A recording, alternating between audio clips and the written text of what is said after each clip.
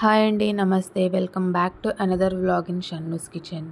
షన్నూస్ కిచెన్లో ఇవాల్టి వ్లాగ్ వచ్చేసి ఇది వచ్చేసి మండే మార్నింగ్ నేను బ్రేక్ఫాస్ట్ లంచ్కి ఏం ప్రిపేర్ చేశాను అనేది ఈ వ్లాగ్లో చూపిస్తున్నాను.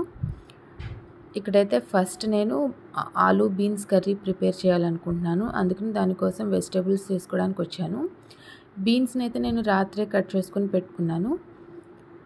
టొమాటోస్ ఇంకా పల్లీ చట్నీ కూడా చేయాలి కాబట్టి పచ్చిమిర్చి, ఈ వెజిటేబుల్స్ అన్నీ ఫ్రిడ్జ్లోంచి తీసుకుంటున్నాను.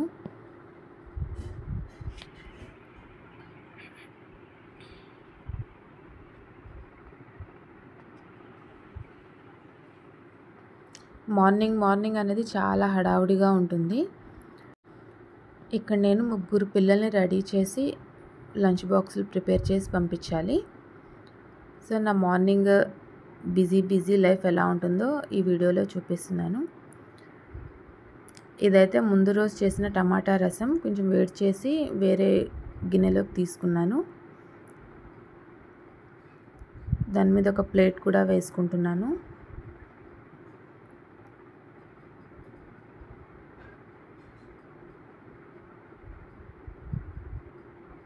ఇప్పుడు పల్లీ చట్నీ ప్రిపేర్ చేసుకోవడానికి ఒక ప్యాన్ తీసుకుంటున్నాను.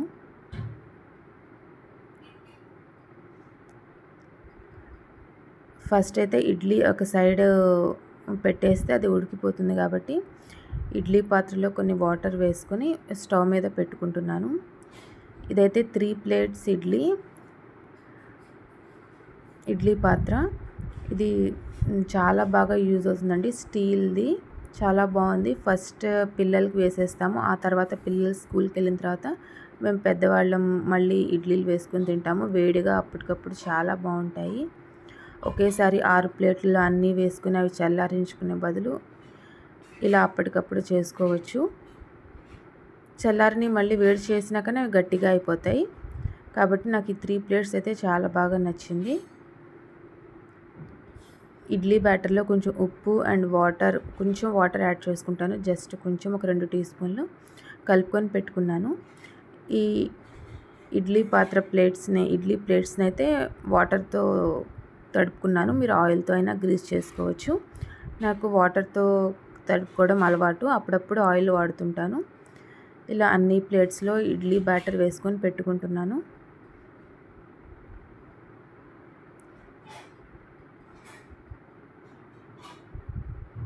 ఇడ్లీ బ్యాటర్ మరీ గట్టిగా కాకుండా కొంచెం లూజ్గా ఉంటేనే మనకి ఇడ్లీలు మెత్తగా ఉంటాయి. ఇప్పుడు ఇడ్లీ పాత్రలోని ఈ వాటర్ ఇలా బాయిల్ అవుతున్నప్పుడు మాత్రమే ఇడ్లీ ప్లేట్స్ పెట్టండి. అప్పుడే మనకి ఇడ్లీలు అనేవి తొందరగా ఉడుకుతాయి.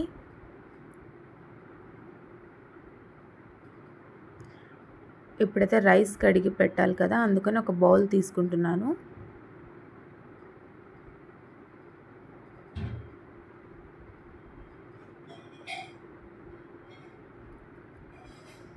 ఇక్కడ నేను 3 గ్లాస్, ఆ చిన్న గ్లాస్తో 3 గ్లాసులు రైస్ వేస్తాను.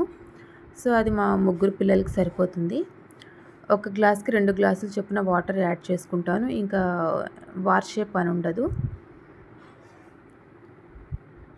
కొంచెం సాల్ట్ వేసి అన్నం స్టవ్ మీద పెట్టేస్తాను రైస్ని.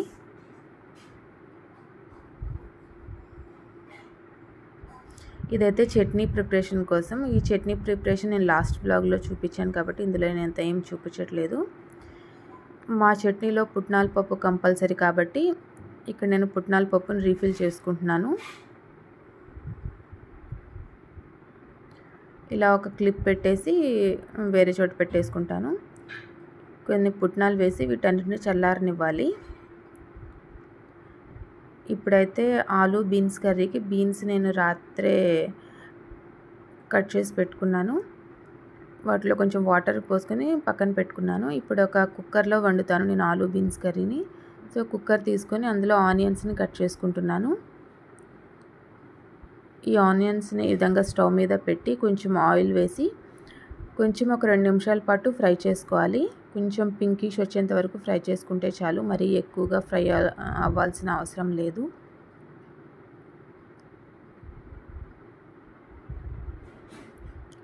ఈ విధంగా కొంచెం ఫ్రై అయిన తర్వాత ఇప్పుడు ఇందులో బీన్స్ వేసేసుకోవాలి. బీన్స్ని ఈ విధంగా సన్నగా కట్ చేసుకుంటాను. మరి పెద్దగా కట్ చేసుకున్నా కూడా పిల్లలు తినరు కాబట్టి ఈ విధంగా సన్నగా కట్ చేసుకుంటాను. నేను ఇలాంటి కర్రీస్ ఎక్కువగా స్కూల్కే ప్రిఫర్ చేస్తాను. ఇప్పుడు పొటాటో అండ్ టమాటాని కట్ చేసుకొని వేసుకున్నాను. ఒక పచ్చిమిర్చిని కూడా కట్ చేసి వేసుకుంటున్నాను. కొంచెం అల్లం వెల్లుల్లి పేస్ట్ వేసుకున్నాను. గరం మసాలా కూడా కొంచెం వేసుకోండి, టేస్ట్ బాగుంటుంది. ఇంకా ఉప్పు, పసుపు, కారం ఇవన్నీ కామనే కదా, ఇవన్నీ వేసుకొని హై ఫ్లేమ్ మీద ఫస్ట్ ఒక 5 నిమిషాలు కుక్ చేసుకోండి. ఇలాంటి కర్రీస్ మా పిల్లలు ఇంట్లో ఉంటే తినరని చెప్పేసి నేను లంచ్ బాక్స్లోకి ప్రిపేర్ చేశాను. అక్కడైతే టీచర్ భయంతో అన్న తింటారని చెప్పేసి ఈ విధంగా కలుపుకొని ఒక 5 నిమిషాల పాటు హై ఫ్లేమ్ మీదే కలుపుతూ ఉడికించుకోండి. మా అన్నం కూడా ఆల్మోస్ట్ కుక్ అయిపోయింది. ఇది రాగి పాత్ర కాబట్టి మనం అలాగే స్టవ్ మీద పెడితే కింద అడుగంటిపోతుంది. సో ఉడికిన వెంటనే పక్కన పెట్టేసుకోవాలి. ఈ విధంగా కొంచెం వాటర్ అబ్జర్వ్ అయిన తర్వాత ఇప్పుడు ఇందులో వాటర్ యాడ్ చేసుకోవాలి. మనం దీనికి మరీ ఎక్కువ వాటర్ ఏం అవసరం లేదండి, జస్ట్ ఒక 1/2 కప్ వాటర్ యాడ్ చేసుకుంటే సరిపోతుంది. ఇప్పుడు హై ఫ్లేమ్ మీద ఒక 2 విజిల్స్ రానివ్వండి. ఉప్పు కారం ఏమైనా తక్కువైతే కనుక ఈ పాయింట్లో వేసేసుకోండి. హై ఫ్లేమ్ మీద ఒక 2 విజిల్స్ రానిస్తే సరిపోతుంది. ఇక్కడైతే వాటర్ బాటిల్స్ ఫిల్ చేస్తున్నాను.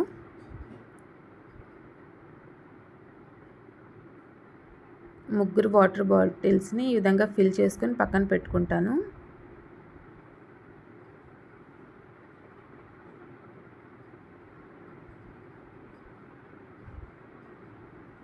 ఇక్కడ ఇడ్లీ కూడా రెడీ అయిపోయింది. ఇడ్లీ మనం ఉడికిన వెంటనే ప్లేట్లోంచి తీయకూడదు. ఒక 5 నిమిషాలన్నా అలా పక్కన పెట్టేసేయాలి. అప్పుడే దాని ఆవిరంతా పోయి కొంచెం ఇడ్లీలు అనేవి మంచిగా వస్తాయి, ఇరిగిపోకుండా. నేను ఒక 5 నిమిషాలు లీవ్ చేసిన తర్వాత ఇప్పుడైతే ప్లేట్లోకి సర్వ్ చేసుకుంటున్నాను. మనం తీసే స్పూను కొంచెం తడి చేసి తీసుకుంటే కనుక ఇడ్లీలు అనేవి విరగవు, చాలా నీట్గా వస్తాయి. ఇదైతే మా పాపకి బ్రేక్ఫాస్ట్ ఇస్తున్నాను. తను టిఫిన్ తింటూ ఉంటే మా అత్తగారు తనకి జల్లు వేస్తారు. ఇదైతే బ్రేక్ఫాస్ట్. ఒక 2 విజిల్స్ వచ్చిన తర్వాత విజిల్లోని ఎయిర్ మొత్తం పోయిన తర్వాత మన కర్రీ అయితే ఈ విధంగా పర్ఫెక్ట్గా కుక్ అయిపోతుంది. కొంచెం వాటర్ ఎక్కువ ఉన్నాయి అనుకుంటే ఇంకో 2 నిమిషాలు స్టవ్ మీద పెట్టుకోండి, కుక్ చేసుకోండి ఒక 2 నిమిషాలు. ఫైనల్గా కొంచెం కొత్తిమీర యాడ్ చేసుకోండి. ఉప్పు సరిపోయిందో లేదో చెక్ చేసుకోండి. మీకు ఎంత గ్రేవీ కావాలో అడ్జస్ట్ చేసుకొని స్టవ్ ఆఫ్ చేసేసుకోండి. ఆలూ బీన్స్ కర్రీ అయితే రెడీ అండి. హెల్దీ రెసిపీ, టేస్ట్ కూడా బాగుంటుంది. రోటీలోకి తినొచ్చు, రైస్లోకి తినొచ్చు. ఇదైతే ఇంకా మా పాప లంచ్ బాక్స్ అయితే రెడీ. తను వాటర్ బాటిల్ బ్యాగ్లో పెట్టుకుంటుంది. సో ఇందులో ఓన్లీ బాక్సెసే ఉంటాయి. ఇవి వచ్చేసి మా చిన్నోళ్ళ లంచ్ బాక్సెస్. ఆల్రెడీ బాక్సులు పెట్టేశాను. ఇప్పుడు బాటిల్స్ అను నాప్కిన్స్ పెడుతున్నాను. ఇదండి నా లంచ్ బాక్స్ వ్లాగ్ అయితే.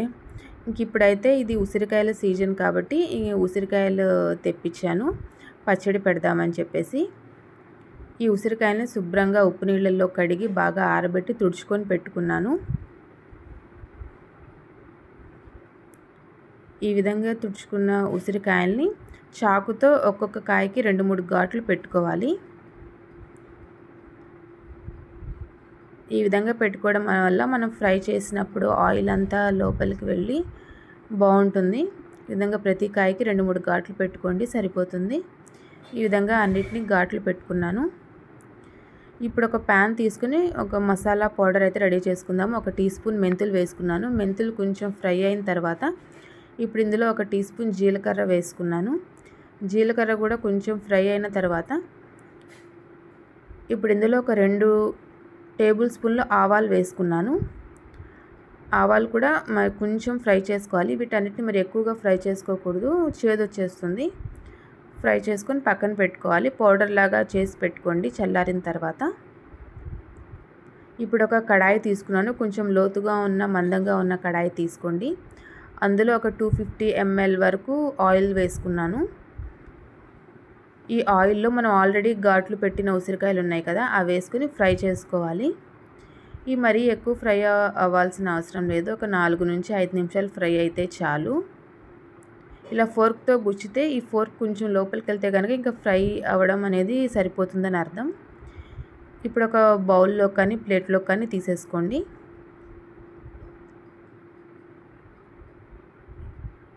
ఈ విధంగా అన్నిటినీ బౌల్లోకి తీసుకుని వీటిని చల్లారనివ్వాలి.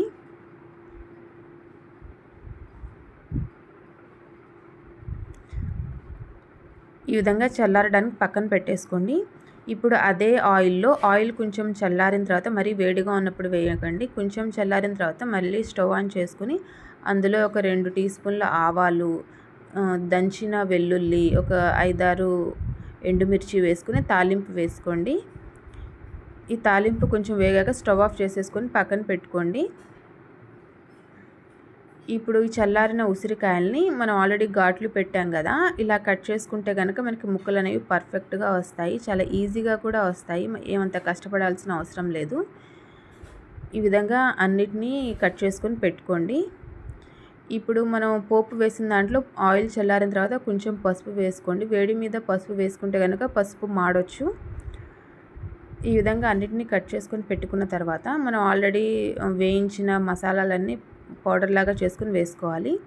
ఇందులో ఒక 1/2 కప్ వరకు కారం వేసుకోవాలి. ఆ 1/2 కప్ కన్నా కొంచెం తక్కువ ఉప్పు వేసుకోవాలి. ఇది 1/2 కప్ అంటే మెజరింగ్ కప్లో 2nd కప్. ఈ విధంగా ఉప్పు వేసుకోండి. ఒక 10 నుంచి 12 వెల్లుల్లి రెబ్బలు వేసుకోండి. ఈ ఉప్పు అనేది నేను కళ్ళుప్పు ఎండబెట్టి పౌడర్ చేసుకొని వేసుకుంటున్నాను. మీ దగ్గర అది అవైలబుల్గా లేకపోతే నార్మల్ సాల్ట్ అయినా వేసుకోండి. ఇప్పుడు ఈ ఆయిల్ మొత్తం చల్లారిన తర్వాత మాత్రమే మనం ఇందులో కలుపుకోవాలి. ఈ పచ్చడిలో ఇది బాగా చల్లారబెట్టి ఇందులో కలుపుకున్నాను. ఇప్పుడు ఇందులో పులుపు కోసం లెమన్ జ్యూస్ యాడ్ చేసుకుంటున్నాను. ఇవి పెద్ద లెమన్స్ కాబట్టి నేను ఒక 1.5 లెమన్ అయితే యాడ్ చేశాను. ఆ క్లిప్ మిస్ అయిపోయింది. 1.5 లెమన్ జ్యూస్ యాడ్ చేసుకున్నాను. నాకు పులుపు సరిపోయింది. ఇదైతే 3rd డే క్లిప్. ఈ 3rd డే అంటే నెక్స్ట్ డే కూడా కలిపి పెట్టుకున్నాను. ఈ 3rd డే వచ్చేసి ఆయిల్ బాగా ఊరి పచ్చడి అయితే టేస్ట్ చాలా బాగా కుదిరింది. 3rd డే కూడా ఒకసారి బాగా కలుపుకొని ఒక గాజు సీసాలో తీసుకుని స్టోర్ చేసుకున్నాను. పచ్చడి టేస్ట్ అయితే చాలా బాగా కుదిరిందండి. మీరు కూడా ఒకసారి తప్పకుండా ట్రై చేయండి. ఇది సీజన్లో దొరికే ఉసిరికాయలు కాబట్టి ఎప్పుడు ఉండవు కాబట్టి సీజనల్ వైజ్గా అయినా మనం ఒకసారి పెట్టుకొని టేస్ట్ చేసుకుంటే టేస్ట్ అనేది చాలా బాగుంటుంది. హెల్త్కి కూడా చాలా మంచిది ఉసిరికాయ అనేది. సో ఒకసారి అయితే ఈ రెసిపీని తప్పకుండా ట్రై చేయండి. ఉసిరికాయ నిల్వ పచ్చడి ఇది మీరు స్టోర్ చేసుకుంటే ఒక 2-3 నెలలు ఫ్రిడ్జ్లో మంచిగా స్టోర్ అవుతుంది. వేడి అన్నంలో కలుపుకొని తింటే టేస్ట్ అయితే చాలా బాగుంటుంది. ఈ విధంగా ఒక గాజు సీసాలో స్టోర్ చేసుకొని పెట్టుకోండి. అంచులకు తగిలిన ఆయిల్ని ఒక టిష్యూ పేపర్తో కానీ ఒక మంచి క్లాత్తో కానీ తుడుచుకొని నీట్గా స్టోర్ చేసుకోండి. అప్పుడు మనకి పచ్చడి అనేది ఏమీ ఫంగస్ అది పట్టకుండా చాలా రోజులు ఎక్కువ రోజులు నిలువ ఉంటుంది. ఇంక ఇది వచ్చేసి మా పాప ప్రాజెక్ట్. నేను లాస్ట్ వ్లాగ్లో చూపించాను కదా, ప్రాజెక్ట్ జరుగుతుంది అయ్యాక చూపిస్తానని చెప్పేసి క్రిస్మస్కి చేయమన్న ప్రాజెక్ట్ ఇది. So candles, Santa Claus, Christmas tree, Santa క్లాజ్కి ఇది వచ్చేసి గిఫ్ట్ బ్యాగ్, స్టార్, కార్ ఇవన్నీ ప్రిపేర్ చేసుకురమ్మన్నారంట. సో మా మామయ్య గారు అయితే మా పాప ప్రాజెక్ట్ కంప్లీట్ చేశారు. చాలా బాగా కుదిరినాయి అన్నీ. కారు కూడా చాలా బాగుంది, చిన్నది. సో ఇదండి ఇవాల్టి వ్లాగ్. ఈ వ్లాగ్ మీకు నచ్చినట్టయితే షన్నూస్ కిచెన్ని లైక్ చేయండి, షేర్ చేయండి, సబ్స్క్రైబ్ చేయండి. మరొక వ్లాగ్తో మళ్ళీ ఇంకో వీడియోలో కలుస్తాను. అంతవరకు bye bye. Thank you for watching.